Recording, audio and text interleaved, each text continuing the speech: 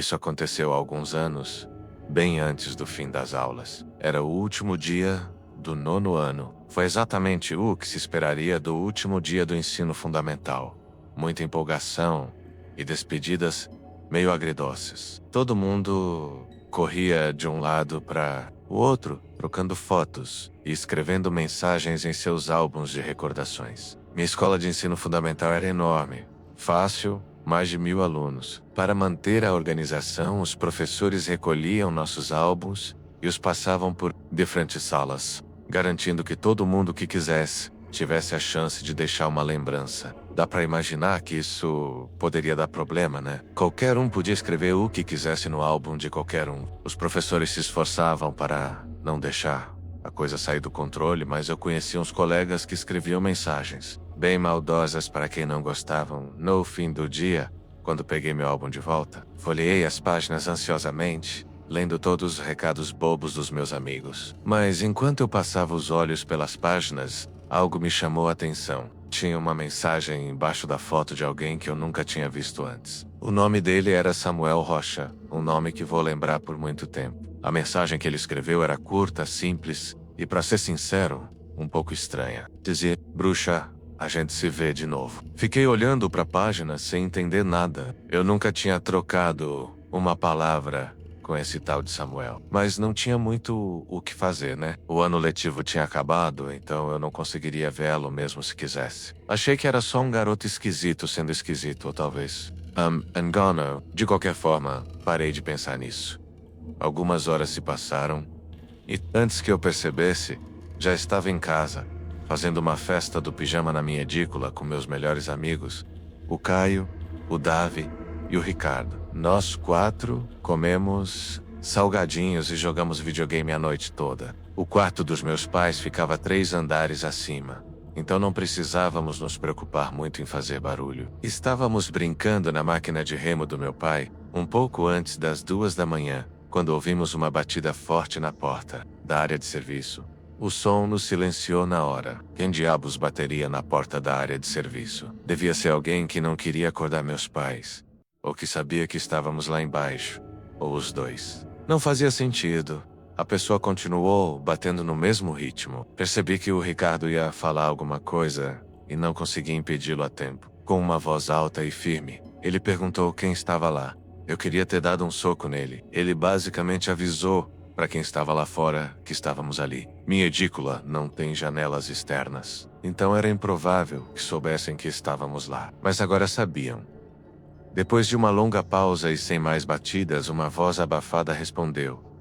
Ele disse: "Vem pela porta dos fundos." Com uma voz aguda, que parecia genuinamente alegre, como se fosse um amigo nosso tentando se juntar à festa do pijama. Era definitivamente uma voz de adolescente também. E não parecia alguém fingindo forçar a voz. Eu estava bem assustado, não vou mentir. Meus amigos, no entanto, pareciam tranquilos, como se achassem emocionante que um garoto qualquer estivesse na porta da minha casa. Eles insistiram para que eu pelo menos fosse ver. E, mesmo sem querer, eles me convenceram. Subimos as escadas de fininho, tomando cuidado para não fazer muito barulho. Me aproximei da porta dos fundos devagar, tentando ignorar o coração batendo forte no meu peito. Pela fresta estreita de vidro ao lado, pude ver uma figura sombria parada sob a luz fraca. Cheguei um pouco mais perto e o rosto dele apareceu. Meu queixo quase caiu quando percebi quem era. Era ele. Era aquele garoto, Samuel Rocha, que tinha deixado a mensagem no meu álbum. Meus amigos foram abrir a porta, sabe-se lá por quê,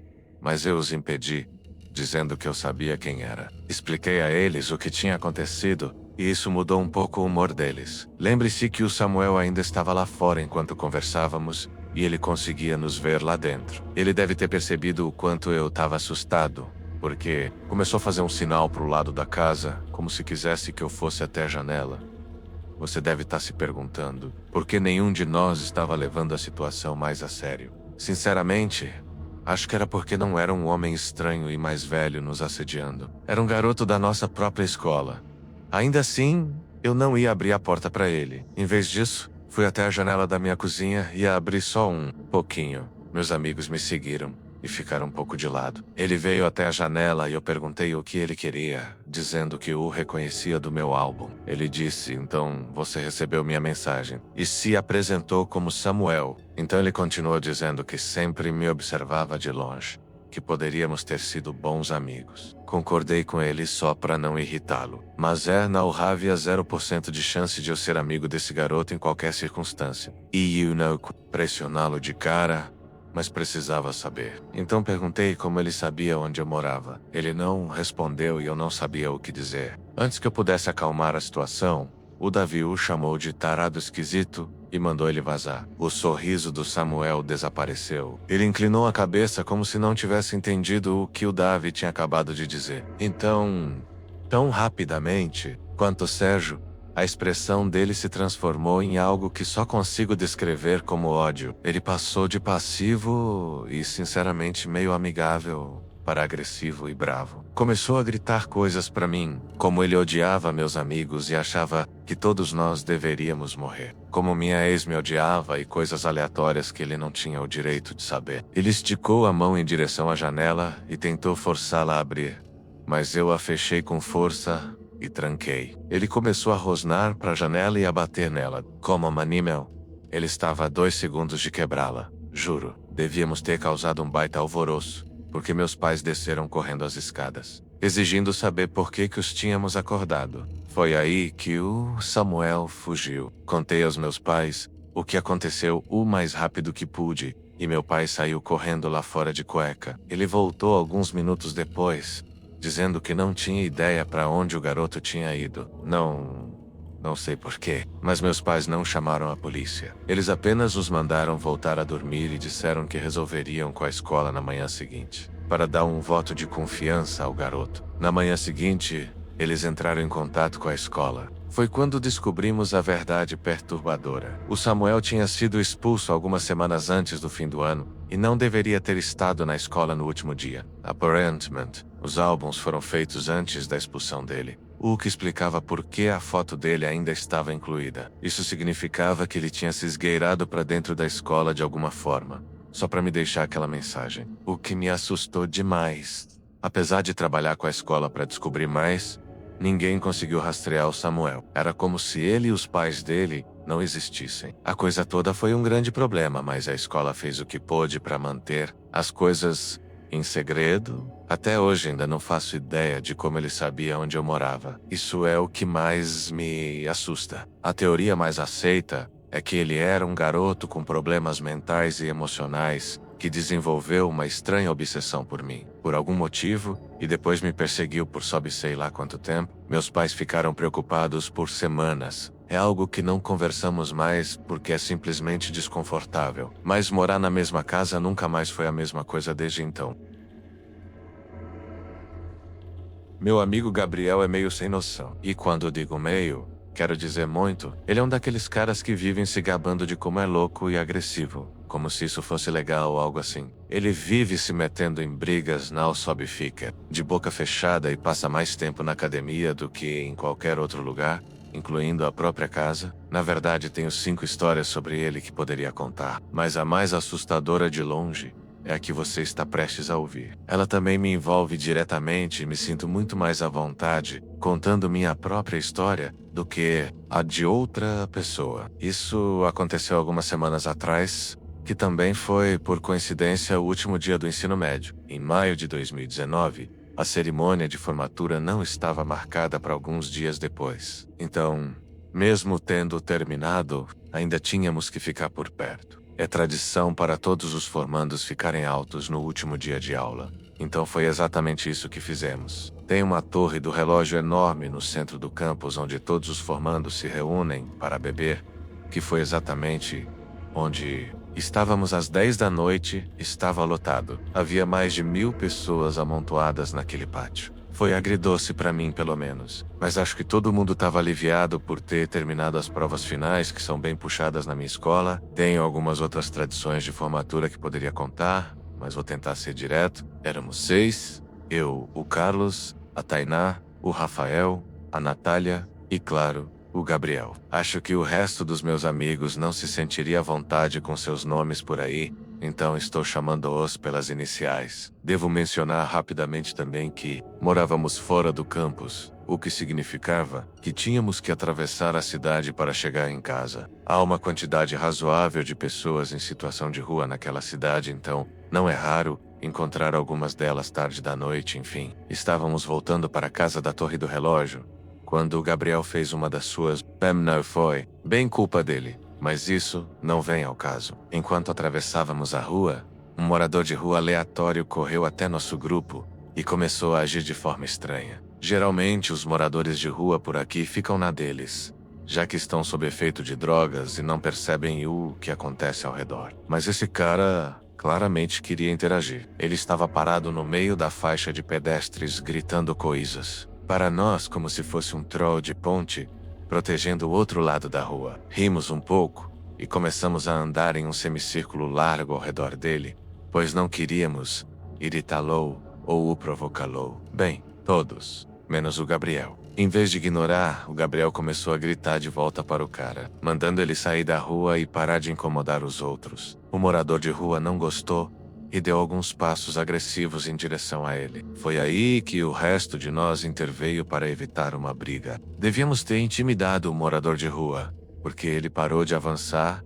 e voltou a apenas gritar. Puxei o Gabriel para fora da rua tentando fazê-lo se comportar, mas ele afastou minha mão antes que qualquer um de nós pudesse fazer algo. Ele avançou a toda velocidade contra o morador de rua e gritou maluco. O morador de rua começou a correr, o que fez o Gabriel parar de avançar e começar a rir. Sei que é errado, mas a cena foi genuinamente engraçada, por mais bizarra que fosse. Era como correr a toda velocidade contra um bando de pássaros e vê-los se espalar. Começamos a andar em direção à nossa casa depois disso, mas depois de alguns minutos percebemos que o morador de rua estava nos seguindo. Quando ele nos pegou olhando para trás, começou a gritar coisas sobre como tínhamos cometido um grande erro e como ele ia chamar um nicho, seja lá o que isso significasse. Começamos a provocá-lo de volta, esperando que ele ficasse com medo e fosse embora. Mas tenho certeza de que só intensificamos a crise de raiva que ele estava tendo. Olha, não me orgulho de tudo o que aconteceu naquela noite, mas estávamos prestes a nos formar em uma universidade muito prestigiada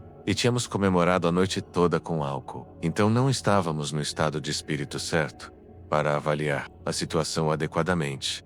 Estávamos a uma quadra da nossa casa. Percebemos que o cara ainda estava nos seguindo, embora um pouco mais atrás. Então disse aos outros que não me sentia à vontade em levá-lo para nossa casa, e os outros concordaram. Então, naturalmente, o Gabriel disparou em direção ao morador de rua, antes que o grupo pudesse chegar a um consenso. Ele novamente começou a correr em direção ao cara, que mais uma vez fugiu na direção oposta. O Gabriel se virou e correu de volta para nós. E todos nós corremos pela rua. Achamos que era isso. Voltamos para nossa casa bem confiantes de que não tínhamos sido seguidos daquela vez. Nem vou entrar no que fizemos de volta em casa. Digamos apenas que foi um nível de bagunça que não vou me aproximar tão cedo. Nem consigo dizer que horas eram. Eu estava saindo cambaleando pela porta da frente para pegar meu pedido de comida quando notei algo estranho. O portão lateral que dava para o nosso quintal estava escancarado. Era especialmente estranho porque usávamos um pedaço de barbante para mantê-lo fechado. Então, o portão estar aberto significava que alguém o tinha desfeito de propósito.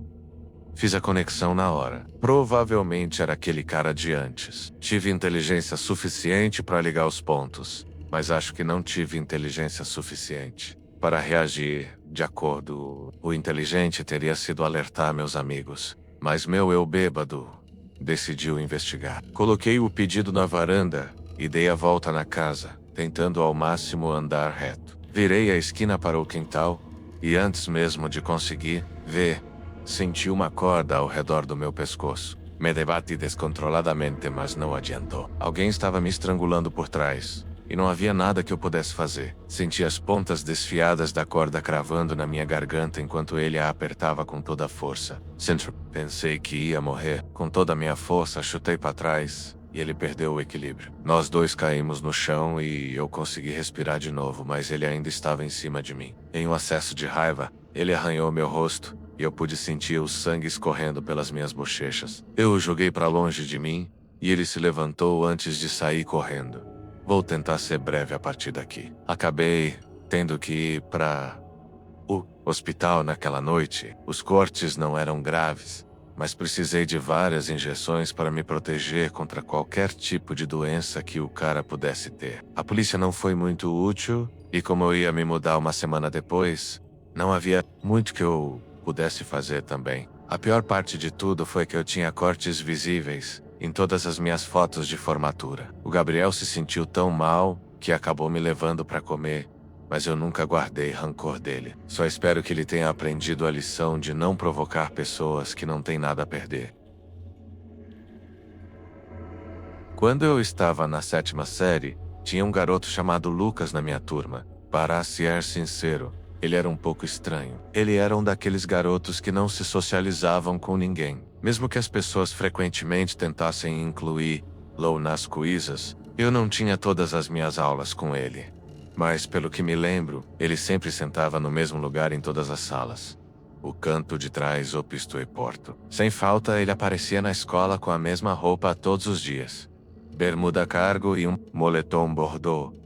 Grande demais. Ele obviamente não falava muito, mas quando tinha que responder a uma pergunta ou ler um trecho, ele tinha uma voz muito grave que muitos outros colegas zombavam. Não me lembro de ele ter amigos, o que fazia sentido. Uma vez, meu amigo Pedro o pegou cortando minhocas durante o recreio, pelo que tenho quase certeza que ele acabou pegando uma advertência. Falando em recreio, o Lucas passava o tempo todo sozinho perto da cerca que fazia divisa com a mata. Ele nunca jogava nada nem fazia nada remotamente infantil. Ele apenas ficava parado perto da cerca, fazendo sabe-se lá o quê. Alguns dos meus amigos afirmavam Tailou visto conversando com alguém do outro lado, mas eu pessoalmente nunca vi isso, então não vou espalhar mentiras em potencial. Estou tentando pensar em outras coisas sobre ele que valham a pena mencionar. Ele tinha várias manias e outros hábitos estranhos, típicos de qualquer adolescente. Esquisito, mas nenhum relevante para a história que vou contar. Isso aconteceu no último dia de aula. Eu estudava em uma escola de ensino fundamental bem grande com muitos alunos por série, o que significava que havia muitas turmas simultâneas com alunos do mesmo ano acontecendo o tempo todo. Por causa disso, havia uma tradição de último dia de aula em que os alunos do mesmo ano se esgueiravam e sentavam em salas de aula aleatórias para tentar incomodar os professores. Tenho quase certeza de que os professores sabiam disso e entravam na brincadeira para divertir os alunos, mas isso não vem ao caso. Não me lembro a hora exata em que isso aconteceu, mas me lembro que estava em uma das poucas aulas que eu compartilhava com o Lucas.